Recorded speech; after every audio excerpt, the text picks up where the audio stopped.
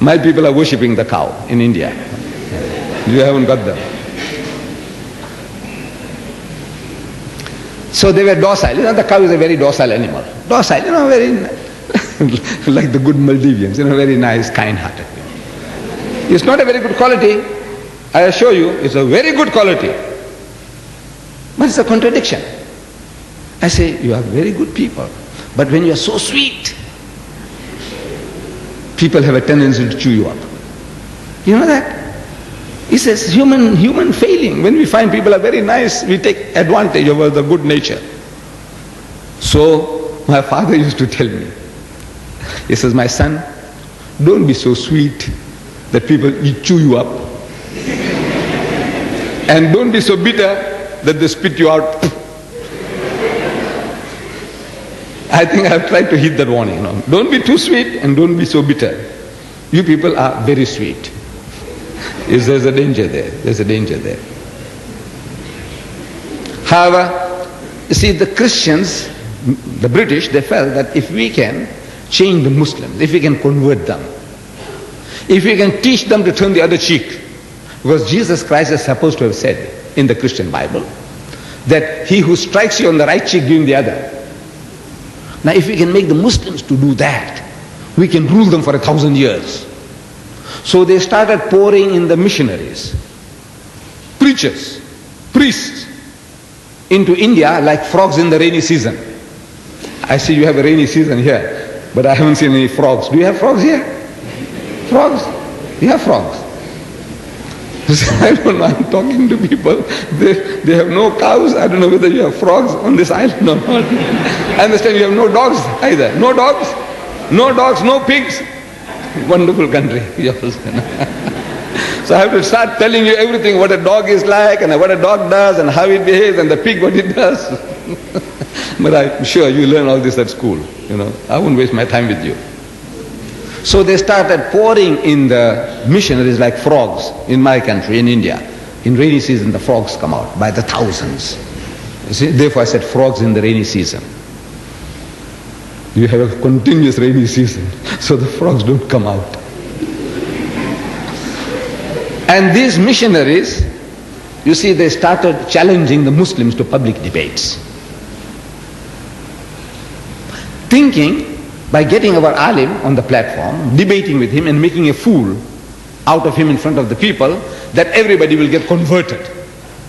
This was the psychology. So they started challenging the Muslims to public debates.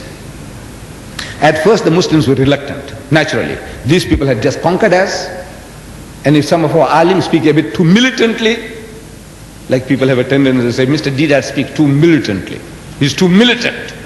Even nice, kind, soft people to talk, nice, sweetie, sweetie, goody, goody. I don't know. Allah has made me what I am. If the mic systems fail, I can still talk to you all at the back. This is something Allah has given me. My voice, my height, everything He's given it to me. I didn't acquire it. He gave it to me. And I'm using it. And it's paying dividends. It gives me good returns. But now some of our brethren who are a bit more timid, he speaks too loud. He gets hot under the collar. He's too militant.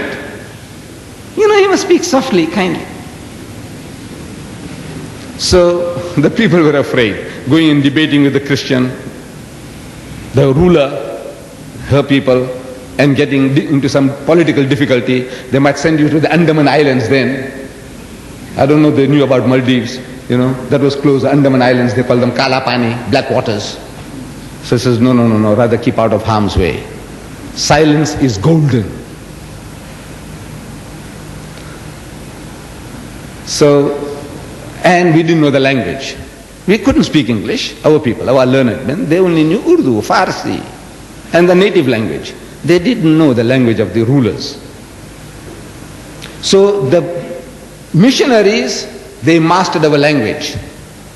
And this is the genius of the Westerner. If you allow him to make inroads into your country, in 3 months' time they'll learn your language. And they'll talk to you in your language. They'll present to you the Bible in your language. Not in English or Arabic, that they have, plenty. But in your own native tongue and in your own script. You know the script that you are writing, I can't read. That script, they'll give it to you. And you lap it up. You can't help it, it's human nature. Your tongue, mother tongue, there's nothing sweeter to a man than his own mother tongue. There's no better way to get into the heart of a person than through his own mother tongue. If I could speak your language, wallah, I would have spoken it to you. So they started mastering our language, Urdu. And now they started challenging the Muslims to debates in Urdu, the language of the elite in India, the alims, the learned men, what to do. So the younger generation persuaded a Maulana Abdul Aziz of Delhi. They call him Maulana Abdul Aziz Dehlavi, means of Delhi. So look, Maulana Sahib, means respected learned man, Maulana. I wonder if you understand, the Sheikh, respected Sheikh. They want to debate with us in our own mother tongue. How can we say no? So the poor man was forced to agree. And a certain reverend founder, who was the head of this Christian missionary movement, he and the Maulana had a debate, and 100,000 people gathered. I don't know how voice was carried those days. There was no mic system, no loudspeakers. But people, they had that fun of it. From a distance they can see what's going on. They're like tiny little pins, they're standing there on a platform and they're saying something. What did he say? What did he say? And everybody pass on something, whatever he imagines. The Maulana gave one uppercut.